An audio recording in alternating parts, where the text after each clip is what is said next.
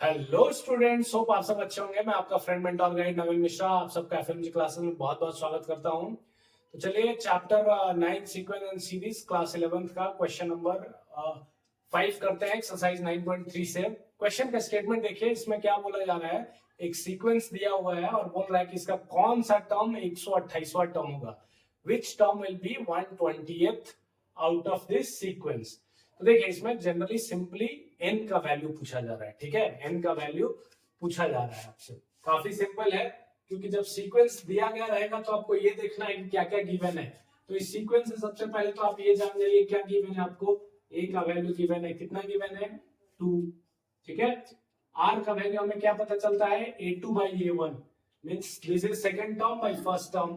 तो 2√2 divided by 2, so 2 से 2 cancel out, √2 is your r का value, so r is equals to √2।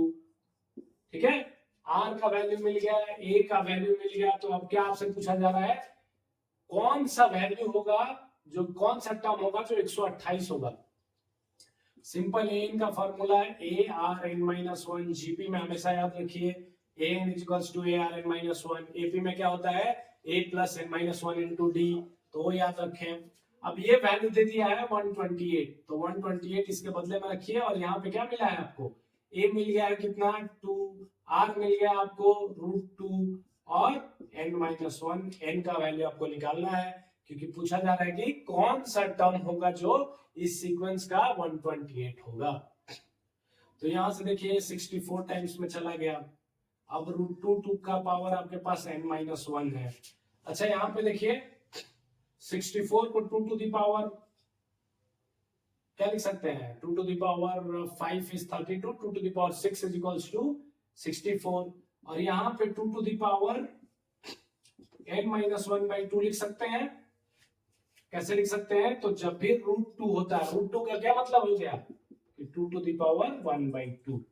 √2 का मतलब क्या होता है 2 टू द पावर 1/2। तो हमने क्या किया, रूट को हटाया तो 1/2 से हमने क्या किया, इस टर्म को मल्टीप्लाई कर दिया, तो n-1 डिवाइडेड बाई 2 हो गया।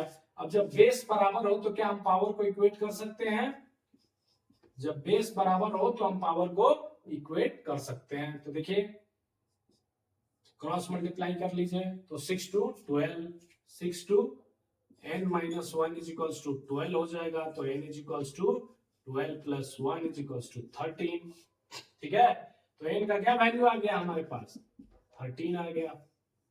ठीक है, काफी आसान सवाल था। इसमें बी और सी भी है, आप खुद से ट्राई कीजिए, वो मैं नहीं कर रहा हूं, क्योंकि सिंपल वही करना है। ए आपको मिल गया है, आर मिल गया है, nth टर्म मिल गया है, सिंपली आपको n का वैल्यू निकालना है। इस प्रॉब्लम को सॉल्व करके इजी है, आप खुद से ट्राई कीजिए बी और सी।